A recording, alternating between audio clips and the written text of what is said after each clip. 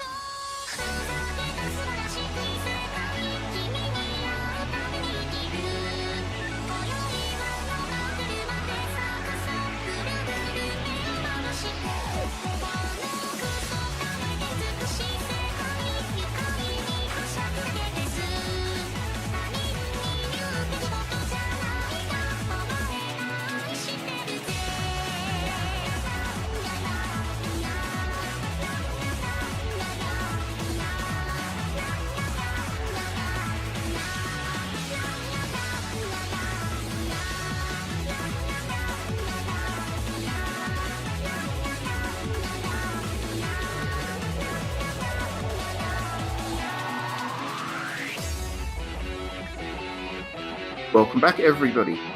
So for the first section of our podcast this week, we're actually going to start by not talking about games at all, but something that's, I think, near and dear to anybody who likes their Japanese games anyway, Studio Ghibli. Unfortunately, one of the co-founders of Studio Ghibli passed away this week, Isao Takahata, and he's actually probably, if anything, more respected within the kind of the animation industry than even Miyazaki. His films included Grave of the Fireflies, and after that one, it's that film alone is just incredible. But he's also done Pom Poko and My Neighbors, the Yamadas, and he recently got nominated for an Academy Award for Princess Kaguya, which is an amazing film as well. So he's obviously been in the industry a very long time. He passed away at 82, which is tragic and sad. And I think anybody that likes their Japanese games or animation has certainly seen and respected at least some of his films, and rest in peace and so on. But we wanted to talk about, I guess, some of our favorite Studio Ghibli films. And as I mentioned earlier, I think Grave of the Fireflies is an absolutely amazing film. It's not an easy one to watch by any means. It's quite, it's set during the war and tells a pretty emotional story about the impact that the war had on people in Japan. And I think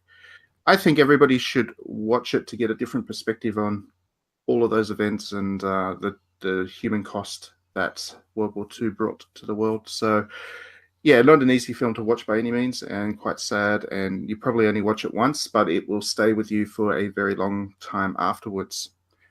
Is that a film that either of you two have seen? Yes, actually, that's my favorite Ghibli film of all time. Oh, really? So, yeah, it's pretty ironic that we're talking about it the most. Yeah, I mean, what do you like about it? It's obviously not an easy film to watch, as I said. It's pretty emotional. I think when I bought it, I went in not really knowing what it was about, and then I was surprised by how emotionally charged it was, and it really left an impact on me. Yeah, it's I must admit, when I watched it for the first time, I was sort of familiar with the general thrust of it, but I wasn't expecting what it was exactly. I mean, before, it was one of the first Ghibli films I watched when I was starting to catch up on them all, and I watched it pretty close to the likes of My Neighbor Totoro and Howl's Moving Castle. So yeah, it was a tonal shift, to say the least. Especially compared to Totoro. Although, mind you, Totoro has its moments. It's not a purely cheery film, as cute as the characters are. See, I'm more of a Miyazaki kind of guy, so Totoro would have been, one of my favorites. So, ironically, I haven't actually seen some of the earlier Ghibli films, like Grave of the Fireflies, Castle in the Sky. I did start to pick up things like Porca is one of the more recent ones, but I've watched, but again, it's a Miyazaki one, so it doesn't really help us here, does it? Yeah, I mean, Miyazaki is certainly kind of the dominant face of Studio Ghibli for whatever reason. I think actually part of the reason was that he was more willing to be the face, and Takahata was more behind the scenes and was more committed to, I guess, just kind of creating when he wanted to create. So, and I think also, I mean, when you look at films like Princess Mononoke and even before that, Nausicaa and Totoro and so on, those earlier films, certainly the more commercial successes, especially in the West, I think came from Miyazaki. So I think that's where the West's infatuation with his films come from. But yeah, I do know that within the animation industry in particular, and within Japan, Takahata has so much respect for the kind of films that he produces. And it's interesting because he actually didn't come from an animation background at all. He couldn't draw, which I found an interesting and amusing anecdote, because you always expect anybody who's involved in animation to be quite good at animation themselves. But he was more a writer and a director, and somehow managed to end up leading projects. So yeah, it was his story to where he got to in Studio Ghibli is certainly an interesting one. Yeah, that's actually quite impressive. Hmm. It was interesting. I was just going to say that his last movie, A Tale of Princess Kaiga, that was actually one which I quite enjoyed and thought, in terms of the more recent output around that time, it was actually, it stood quite high compared to them, and I was actually quite enjoyed by that particular movie compared to the rest around that era. So I guess he did leave on a bang, I guess. Yeah, I mean, that was one of the later Ghibli films before it started to wind the company back, I guess. And yeah, I'm going to admit that I actually haven't seen it yet. That's one of the few Ghibli films I haven't got around to seeing yet. It's newer, I guess, so I was still catching up on older ones even until relatively recently. I do need to watch it. I know I need to see it. I think the most recent Ghibli film I've seen is Ponyo, I want to say. Did I see another one after that? It's hard to remember the exact order they were released, but I think Ponyo was the most recent one I saw, which is a Miyazaki production. That's another great film. They're all great films. I don't think there's ever been a bad Studio Ghibli film, ever. No, definitely. Actually, no. Some people don't like Earthsea. Earthsea? Yeah, Earthsea sort of the, definitely Earthsea's the one which people sort of forget or put out of their mind. Well, that one wasn't actually done by either of them. That was done by Miyazaki's son, actually. So that was, I guess, a tangent project compared to some of the other, or the majority of the other works. Well, he's also done From Up on Poppy Hill, and I like that one. That was actually a pretty good one. So it's. Yeah. He did too. I mean, he's obviously talented. They wouldn't give him a film to do if he didn't have talent and he didn't know what he was doing. But, yeah, I mean, compared to the two greats, it's easy to forget some of the projects that he worked on. Gosh, there's a lot of Studio Ghibli films.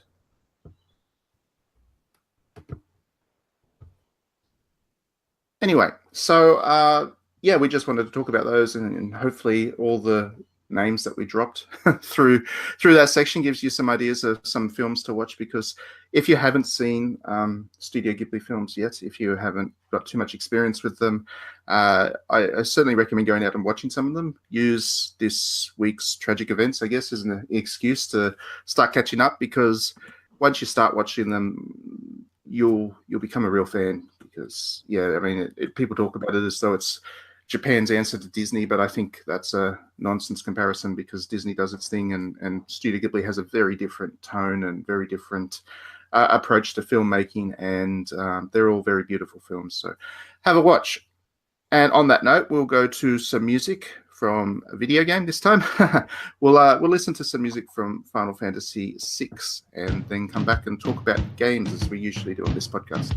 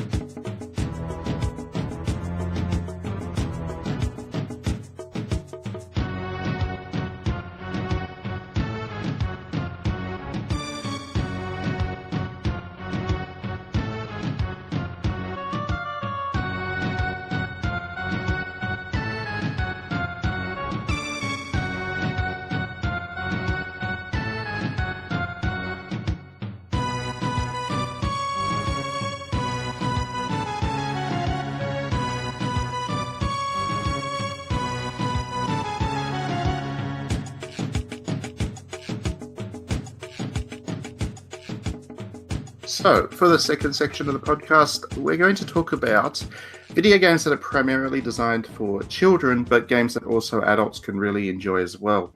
The reason that we came up with this idea for a podcast topic was because of Detective Pikachu, which came out, 2 weeks ago now, or thereabouts, and we really loved it, and we thought it was a delightful game and gave it a very positive score on the site, and we've been playing it pretty heavily, even in amongst all the other great JRPGs that were released over the last couple of weeks. And yeah, it's certainly a game that is designed primarily for a very young audience in mind, but it's one that has enough humor, has enough personality, has enough in it to also appeal to adults. And I think when people talk about content, whether it's films, television, games, or whatever, for kids, it's really important that the game is also engaging for the adult, because in a lot of cases, the kid is going to want to watch the movie or play the game with their parents. And it's important that it's also able to engage with the parents so that they're not bored out of their brain while it's all going on. And I think quite a lot of entertainment made for kids forgets that, and the best examples of it don't. So, yeah, I mean, are there any examples of games that you've played recently that you think are amazing, fun, but also primarily designed for children? I'm playing the Adventure Pals at the moment, and I would say that's definitely a good example of a game that's colorful and aimed for children, but is also enjoyed by an older audience. In what way do you think it kind of works for adults as well? Is it the humor? Is it the design of the game? I mean, what is it that kind of an adult can also really latch onto it? So I would say the design is fairly universal. It would be more the humor in the game that is adult-centric. The jokes would rather go over the children's head. For example, yesterday I was doing a quest for a group of foxes who were playing music, but they said that they lost their jive and they needed me to get a certain potion for them so they could get creative, which a child wouldn't think into too much, but I got a kick out of going and helping them out. Yeah, and it seems to be like humor seems to be the way that a lot of the better quality kind of kids entertainment also appeals to adults. And I mean, Detective Pikachu does that as well. There's quite a bit of humor in there that is very subtle, so it would wash over a kid's head, but as an adult you kind of think, well, that's very adult kind of humor as well, which is always good. Another good example of that would be the Pokemon series itself. I mean, everyone knows that kids love Pokemon and stuff, but the way that a lot of the Pokemon are named is very adult-centric humor in a lot of cases. And yeah, kids don't really realize it till they go back and play it a couple of decades later, or a decade or so like later, and then realize really joke that Muck has come backwards. What's that? Muck has come backwards. Oh right, yeah. Yeah, that was an inspired bit of humor, if that was intentional by the developer, and I'm sure it was. No, but I mean, I think actually Pokemon's a great example, because a lot of the character names also kind of are missed in the West, but in Japan, for instance, where they're named, the characters named, the puns come thick and fast, which is it's a funnier game than I think a lot of people realize. People think it's all just cute and interesting monsters and weird designs and stuff, but no, the names are often really hilarious. Actually, Dragon Quest is another good example of that.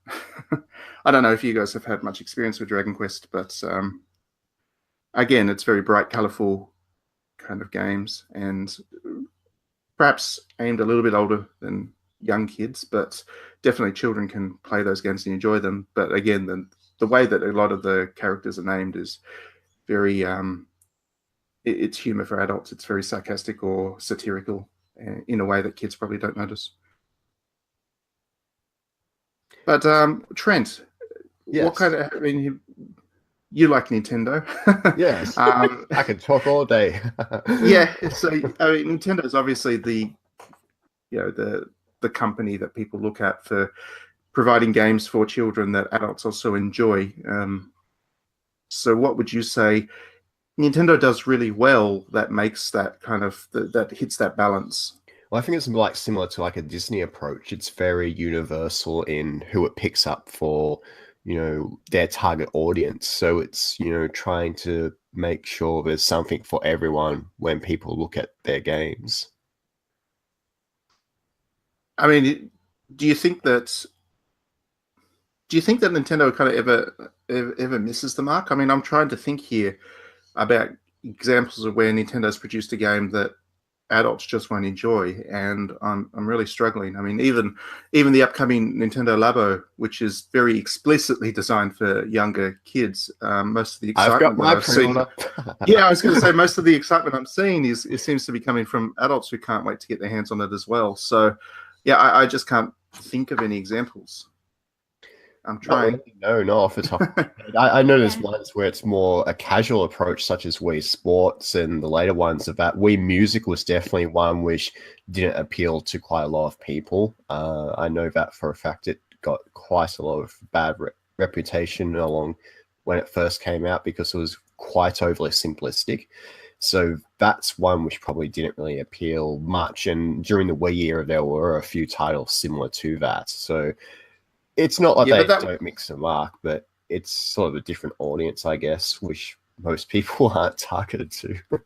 Well, I mean, those kinds of games, Wii Music and Wii Sports, they tended to be, or not so much Wii Sports, Wii Play, for example, they just tended to be bad games. And I'm not saying Nintendo doesn't produce the occasional bad game. Well, Wii Play people enjoyed because despite it have been a horribly bad collection of games, it had some brilliant games like the cow game, and I feel like a lot of people played it for similar games like that, for the beauty of some of those, and yet it still did appeal to more older people at the time because of those select games in that collection. So let's put it this way. Most people bought it for the extra controller anyway.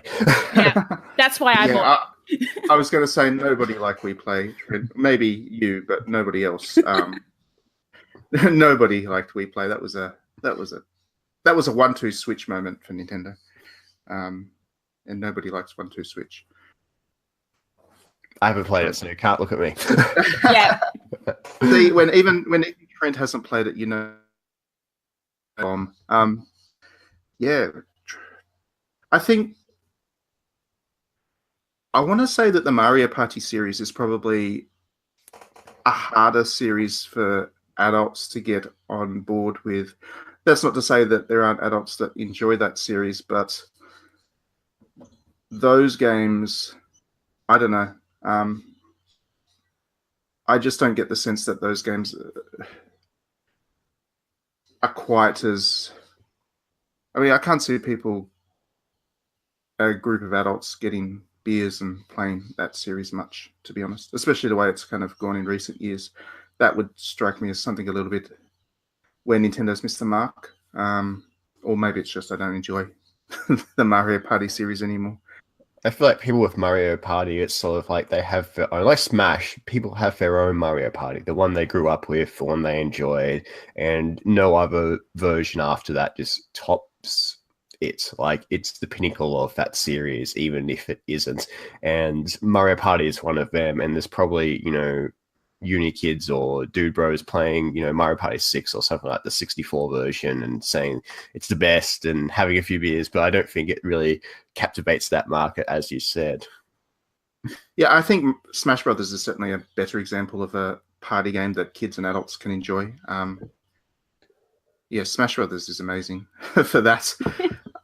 I just don't know anybody who doesn't enjoy Smash Brothers. Doesn't really matter their age. They pick it up and they play with it. But you know why? It's because Smash Brothers has that it has that sense of nostalgia about it as well. So it's not just about being a good quality game and a lot of fun to play. It also really taps into the childhood of the older people who might pick it up because you get to mess around with Mr. Game & Watch and stuff. And I don't think a lot of kids would even know what a Game & Watch is anymore. Tragically, except through that game. So yeah, that's probably a good example of the way that a game can be designed so that it really it's good fun. Doesn't matter who you are and how old you are, but then that extra feature for the older people. It's kind of educational in the achievements and collectible characters, isn't it? Where it's got things like Rob and, Game and Watch and all the older characters. I think the newer Smash had the Duck Hunt character. Oh, yeah. Yes. Yeah, fully playable. A long process to unlock that fella, unfortunately. But yeah, he was amazing. He's great.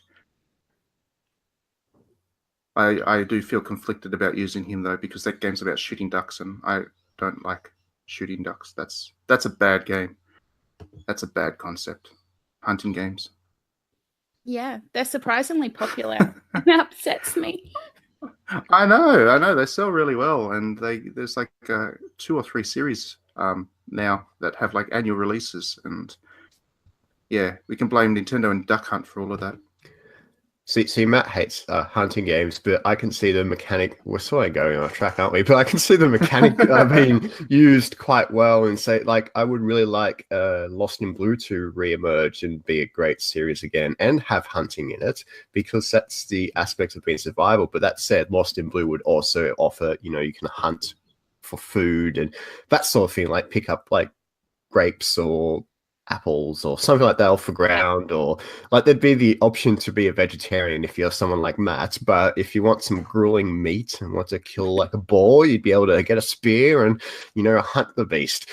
But to be honest, I'm happy with hunting in games when it's for survival and it's not the be all and end all. It's just when the game is only about hunting for fun, I'm like, nah, that's a hard pass. Yeah, that's me too. My opposition to hunting is as a recreation. And I'm not a big fan of games that represent that as well. I mean, I'm a meat eater. I'm not a vegetarian myself, so I don't have a problem with eating meat, obviously. And then when it has to do with survival, you got to do what you got to do. But yeah, I don't find recreational hunting to be particularly respectful of the animals, and that annoys me. And I don't like games that annoy me. So anyway, that was very off traffic. Off topic. Games for kids and adults is good and stuff. So let's go to some music, some Ni no Kuni music, since we were just talking about Ghibli a bit ago, and Ni no Kuni is obviously heavily influenced by Ghibli. And this is some music from the second Ni no Kuni, and then we'll come back and talk about Final Fantasy. That's going to be a great discussion.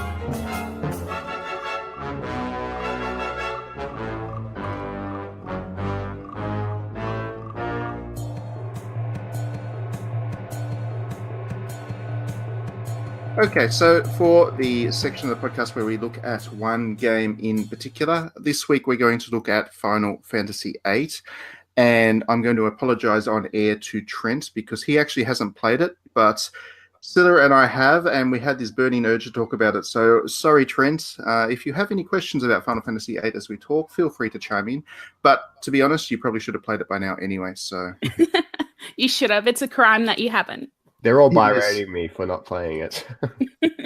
Well, this is it's interesting because Final Fantasy VIII is kind of the forgotten one from the PlayStation 1 era, and a lot of people, it was controversial when it came out for reasons, and a lot of people don't, I guess, have fond memories of it. But I think for people who go back and play it now, it's really good.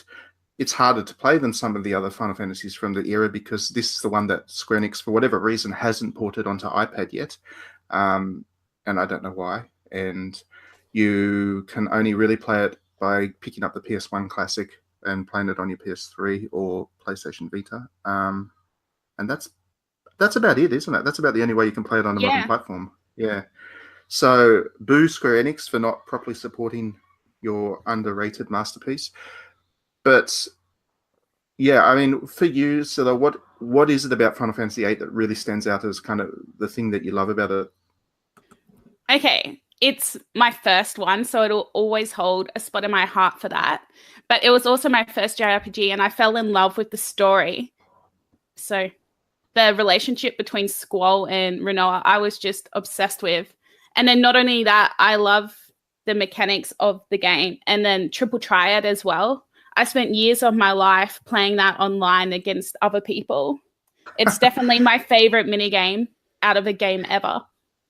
Yeah, so for listeners who might not know what Triple Triad is, it's a little kind of card game that you collect these cards as you play through the adventure in Final Fantasy VIII, and then some people in towns and whatever will challenge you to a duel. And it's how can I explain this in a way that's quite easy? Oh, you know what? I'm not even going to. Go and watch some YouTube of it. It's really good fun. It is definitely one of the better mini games that Square Enix has thrown into one of their Final Fantasy titles, up there with Blitzball from Final Fantasy X. I guess that's probably the other one that really stands out. You can play Triple Triad in Final Fantasy XIV too. You can, yes, that's right. That's part of. Well, you can do pretty much everything in Final Fantasy XIV these days. Yes. But yeah, Triple Triad is definitely one of them. And it was really good because at the time especially, it was this really in-depth minigame, and it took a long time to collect all the cards, and you could get really in-depth into the meta of it all, and the AI was good enough to be challenging. It really did feel like it was kind of a fully fledged game within a game, and that was quite uncommon for RPGs back in those days. They tended to be very linear and very focused on just a single story. So to actually have that kind of really in-depth mini game was a nice touch, and I think it really resonated with a lot of people. And to add to that, it's so in-depth that different regions in Final Fantasy VIII have their own regional rules and variants. So it is, yes. So it keeps the variety quite strong as well. Yeah, everywhere you go, you have to play the game slightly differently.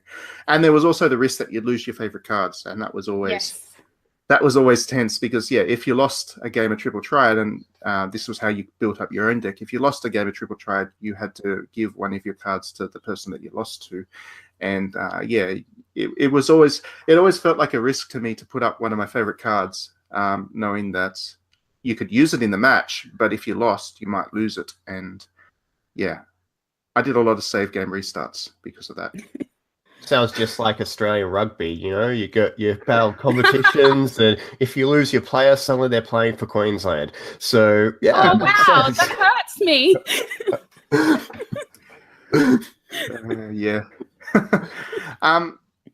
Yeah. So, I mean, for me, the thing I found really interesting about Final Fantasy VIII was the summons, actually.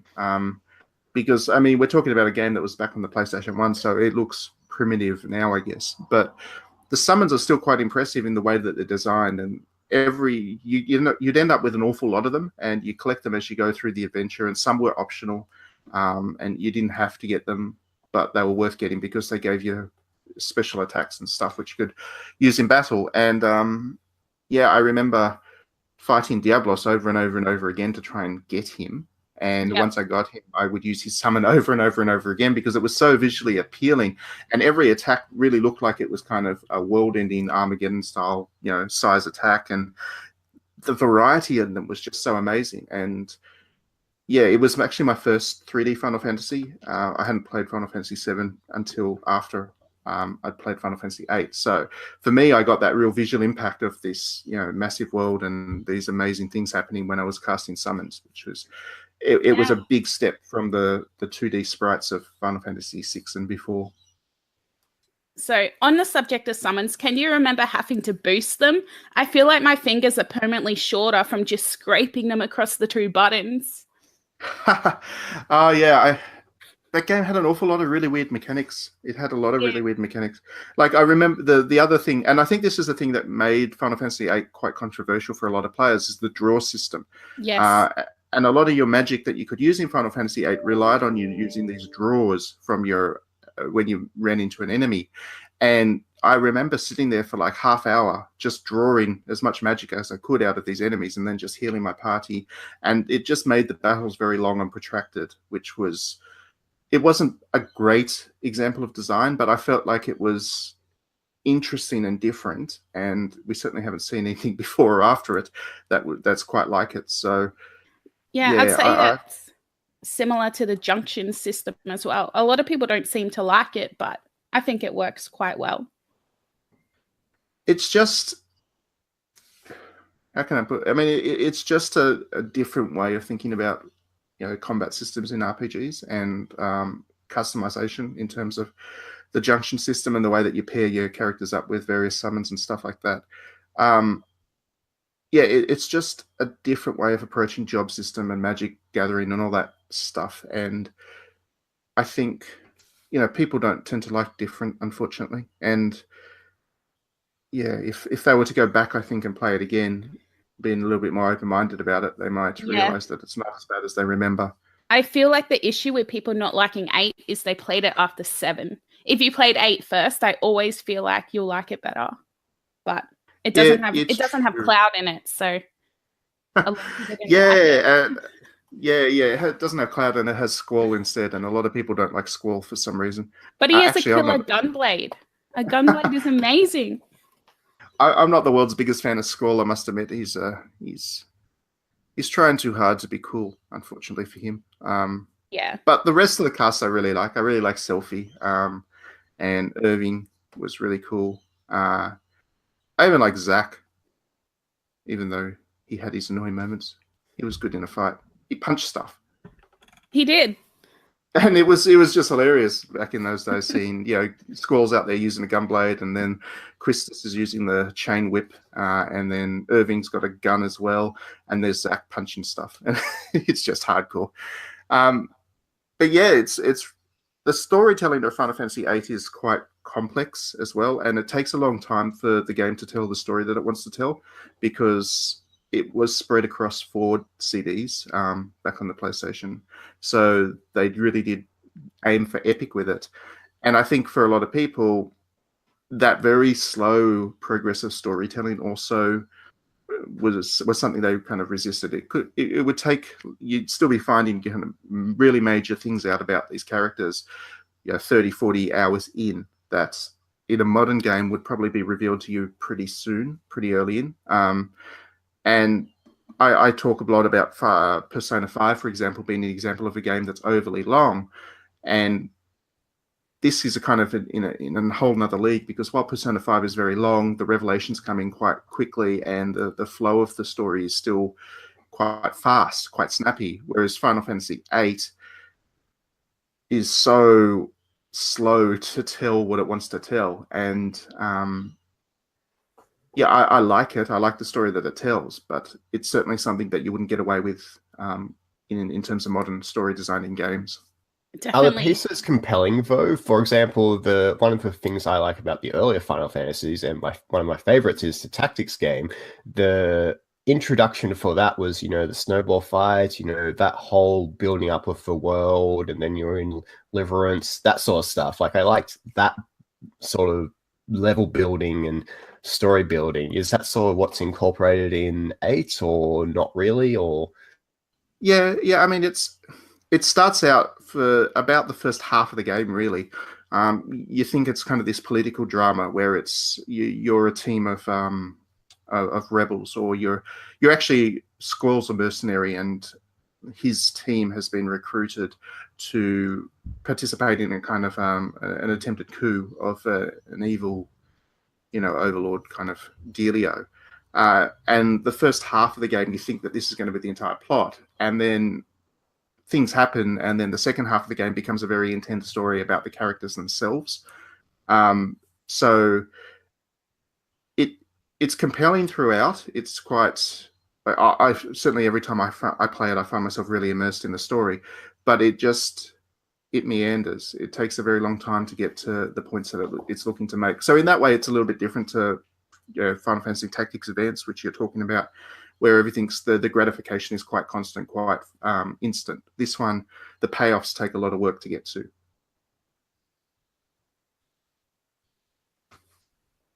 But I'm still finding out new things about the game constantly. This week I saw a video for the first time of motion capture. There's a dance scene in the game, which is a really lovely scene, and it's one of my favorite scenes in all of Final Fantasy. And I never knew that it was motion captured until this week, and I was watching the motion capture work that they did, and it was really amazing. I just thought it was always animated. I always thought it was just an animated cutscene, but no, fully motion captured. Yeah, I saw that from you and I was amazed. I assumed it was just animated as well. I didn't even realize they did motion capture back then, but yeah, the more you know. Yeah, exactly. It's like, it makes sense now, of course. I went and watched the cutscene again after watching that motion capture video, and yeah, it makes sense that it would have been motion captured, because as primitive as it kind of looks with the technology they used at the time, it doesn't look like something you could just create. But yeah. Yeah, looking back at it as an adult, I agree. Like, it's so smooth and seamless. But I guess as a child, I never really thought about it, like thinking about technology. So I was just like, yep, animated. Yeah, of course. You just don't think about these things until you see them. But yeah, it's high time that the game got a proper remake, I guess. I would be happy just with like Final Fantasy VII on the PS4 with the trophies, not the remake, just the port. Even that. You're talking about just a straight port of it with HD graphics version. Yeah, I would prefer a remaster, but I will take what I can get when it comes to this game, and I would just be happy with it on PS4 in that way with trophies, because I'm a bad person. And you just know that if Square Enix was to remake Final Fantasy VIII, they would mess with it completely. I know, but how amazing would it be to play Triple Triad online? Even though you can do it now with the Final Fantasy Portal app and Final Fantasy XIV, and I've done both to death, but playing it on Final Fantasy VIII would be amazing. Yeah. Didn't they? I'm trying to think. They did do a mobile app which had Triple Triad in it as well. Yeah, through the Portal app that they had. Through the Portal, yeah. Yeah, it'd be good if they... I don't know if they could really kind of build that out into a dedicated game of its own. But I guess I could try.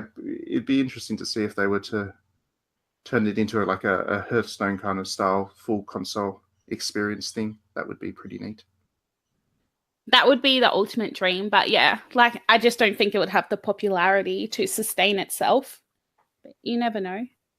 Yeah, and it's probably... Mechanically, it's probably just that edge on the simple side of things. It works within the context of a mini game, but if you're to try and build it out into a fully fledged thing, it might just be a little bit difficult to get that complexity into it, especially compared to what a lot of the other collectible card games are doing these days. Yeah, that's true. Freemium and make it like, so to collect the cards, you have to like send out like warriors, and then they have like a time limit to when they come back. That sort of stuff. People like that sort of stuff in games. Good. The Triple Triad on the Portal app is already freemium, and oh my god, I couldn't imagine another one. So yeah, Final Fantasy VIII. If you haven't played it yet, like Trent, do so, because you should. It is one of the classics, I guess, that's has been kind of forgotten a bit, and I would certainly recommend it over, especially Final Fantasy VII today. Final Fantasy IX is probably closer, I think, to modern standards as well, but Final Fantasy VIII is certainly a PlayStation. While it's a PlayStation game, it feels very modern still, and looks like what Square Enix has been trying to do with Final Fantasy since as well. So yeah, give it a go if you get a chance, and we might finish up this week's podcast on that note with some music from Final Fantasy VIII, because it's got a good soundtrack as well. It's the best soundtrack. Thanks very much for being on the podcast, everybody, and we will see you next week.